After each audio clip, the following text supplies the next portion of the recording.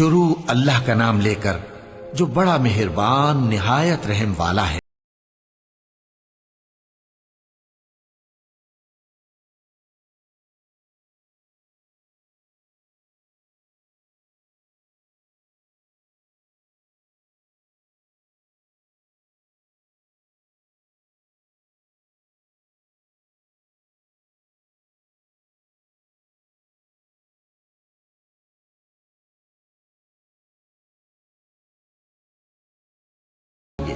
ہم نے ان کی گردنوں میں توق ڈال رکھے ہیں اور وہ ٹھوڑیوں تک پھنسے ہوئے ہیں، تو ان کی گردنیں اکڑی ہوئی ہیں، اور ہم نے ان کے آگے بھی دیوار بنا دی اور ان کے پیچھے بھی، پھر ان پر پردہ ڈال دیا تو یہ دیکھ نہیں سکتے، اور تم ان کو خبردار کرو یا نہ کرو ان کے لیے برابر ہے، یہ ایمان نہیں لائیں گے۔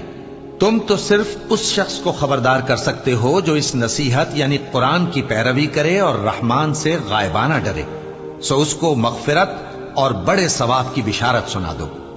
بے شک ہم مردوں کو زندہ کریں گے، اور جو کچھ وہ آگے بھیج چکے اور جو ان کے نشان پیچھے رہ گئے ہم ان کو قلم بند کر لیتے ہیں، اور ہر چیز کو ہم نے کتاب روشن یعنی لوح محفوظ میں لکھ رکھا ہے۔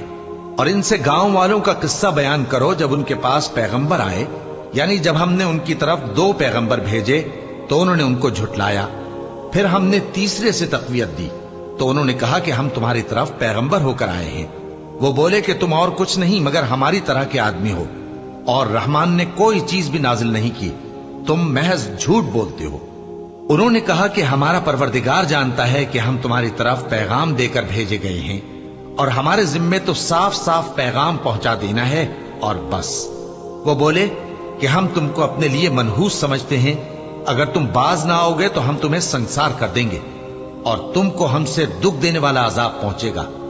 انہوں نے کہا کہ تمہاری نحوست تمہارے ساتھ ہے، کیا اس لیے کہ تم کو نصیحت کی گئی؟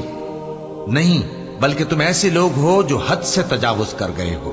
اور شہر کے پرلے کنارے سے ایک آدمی دوڑتا ہوا آیا، کہنے لگا کہ اے میری قوم، پیغمبروں کے پیچھے چلو، ایسوں کے جو تم سے صلہ نہیں مانگتے اور وہ سیدھے رستے پر ہیں۔ اور میں کیوں اس ذات کی پرستش نہ کروں جس نے مجھے پیدا کیا اور اسی کی طرف تم کو لوٹ کر جانا ہے؟ کیا میں اس کو چھوڑ کر اوروں کو معبود بناؤں کہ اگر رحمان مجھے نقصان پہنچانا چاہے تو ان کی سفارش مجھے کچھ بھی فائدہ نہ دے سکے اور نہ وہ مجھے چھڑا ہی سکیں؟ تب تو میں کھلی گمراہی میں پڑ گیا۔ میں تو تمہارے پروردگار پر ایمان لایا ہوں، سو میری بات سن رکھو۔ حکم ہوا کہ بہشت میں داخل ہو جا۔ بولا کاش میری قوم کو پتا چل جائے کہ میرے رب نے مجھے بخش دیا اور مجھے عزت والوں میں شامل کیا، اور ہم نے اس کے بعد اس کی قوم پر کوئی لشکر نہیں اتارا اور نہ ہم اتارنے والے تھے۔ وہ تو صرف ایک چنگھاڑ تھی، سو وہ اس سے ناگہاں بجھ کر رہ گئے۔ بندوں پر افسوس کہ ان کے پاس جب کوئی پیغمبر آتا تو وہ اس سے تمسخر ضرور کرتے۔ کیا انہوں نے نہیں دیکھا کہ ہم نے ان سے پہلے بہت سے لوگوں کو ہلاک کر دیا تھا؟ اب وہ ان کی طرف لوٹ کر نہیں آئیں گے، اور سب کے سب ہمارے روبرو حاضر کیے جائیں گے۔ اور ایک نشانی ان کے لیے زمین مردہ ہے کہ ہم نے اس کو زندہ کیا اور اس میں سے اناج اگایا، پھر یہ اس میں سے کھاتے ہیں، اور اس میں کھجوروں اور انگوروں کے باغ پیدا کیے، اور اس میں چشمے جاری کر دیے تاکہ یہ ان باغوں کے پھل کھائیں، اور ان کے ہاتھوں نے تو ان کو نہیں بنایا، تو پھر کیا یہ شکر نہیں کرتے؟ وہ ذات پاک ہے جس نے زمین کی نباتات کے اور خود ان کے اور جن چیزوں کی ان کو خبر نہیں سب کے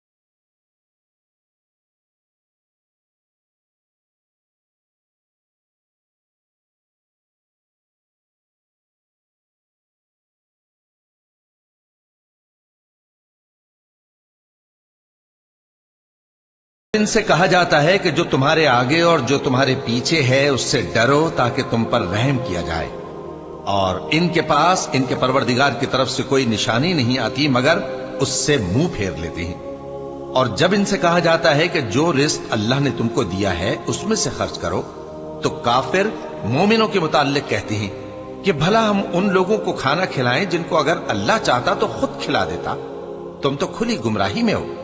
और कहते हैं अगर तुम सच कहते हो तो बताओ ये वादा कब पूरा होगा। ये तो एक चिंगाड़ ही के मुंतजिर हैं जो इनको इस हाल में कि बाहम झगड़ रहे होंगे आ पकड़ेगी। फिर न तो ये वसीयत ही कर सकेंगे और न अपने घर वालों में वापस जा सकेंगे। और जिस वक्त सूर फूंका जाएगा ये कब्रों से निकलकर अपने परवरदिगार की तरफ दौड़ पड़ेंगे, कहेंगे हाय बर्बादी, हमें हमारी ख्वाबगाहों से किसने जगा उठाया। ये वही तो है जिसका रहमान ने वादा किया था और पैगंबरों ने सच कहा था। वो तो सिर्फ एक जोर की आवाज होगी कि सब के सब हमारे रूबरू आ हाजिर होंगे। फिर उस रोज किसी शख्स पर कुछ भी जुल्म नहीं किया जाएगा और तुमको बदला वैसा ही मिलेगा जैसे तुम काम करते थे। अहले जन्नत उस रोज ऐशो निशात के मशगले में खुश होंगे, वो भी और उनकी बीवियां भी सायों में तख्तों पर तकिए लगाए बैठे होंगे। वहां उनके लिए मेवे होंगे और जो वो मंगवाएंगे उनको मिलेगा। उनको परवरदिगार मेहरबान की तरफ से सलाम कहा जाएगा और वो फरमाएगा कि गुनाहगारों तुम आज अलग हो जाओ। ए आदम की औलाद, क्या मैंने तुमसे कह नहीं दिया था कि शैतान को न पूजना, वो तुम्हारा खुला दुश्मन है, और ये कि मेरी ही इबादत करना यही सीधा रास्ता है। और उसने तुम में से बहुत सी खलकत को गुमराह कर दिया था, तो क्या तुम समझते नहीं थे? यही वो जहन्नम है जिसके तुम्हें धमकी दी जाती थी। जो तुम कुफ्र करते रहे हो उसके बदले आज इसमें दाखिल हो जाओ। आज हम उनके मुंहों पर मोहर लगा देंगे और जो कुछ ये करते रहे थे इनके हाथ हमसे बयान कर देंगे और इनके पांव इसकी गवाही देंगे। और अगर हम चाहें तो इनकी आंखों को मिटाकर अंधा कर दें, फिर ये रास्ते को दौड़ें तो कहां से देख सकेंगे। और अगर हम चाहें तो इनकी जगह पर इनकी सूरतें बदल दें, फिर वहां से वो न आगे जा सकें और न पीछे लौट सकें। और जिसको हम बड़ी उम्र देते हैं तो उसे तखलीक में औंधा देते हैं, यानी उसे बचपन की कमजोरी वाली हालत की तरफ लौटा देते हैं। तो क्या ये समझते नहीं? और हमने इनको यानी अपने पैगंबर सल्लल्लाहु अलैहि वसल्लम को शेर गोई नहीं सिखाई और न वो इनको शाया ही है। ये तो महज नसीहत है और साफ साफ कुरान है, ताकि उस शख्स को जो जिंदा हो खबरदार करे और काफिरों पर बात पूरी हो जाए।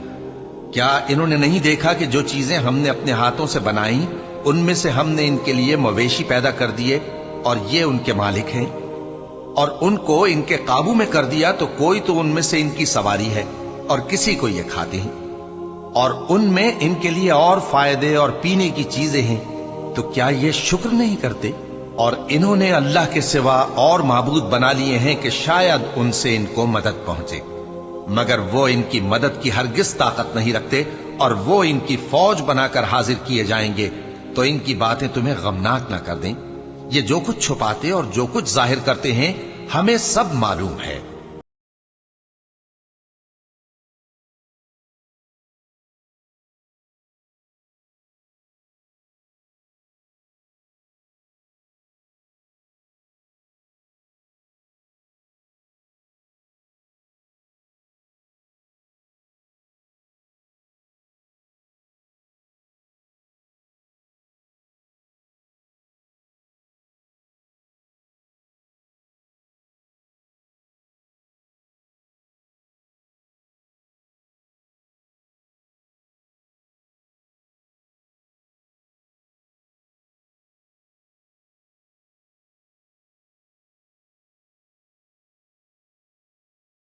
यह है कि जब वो किसी चीज का इरादा करता है तो उससे फरमा देता है कि हो जा, तो वो हो जाती है।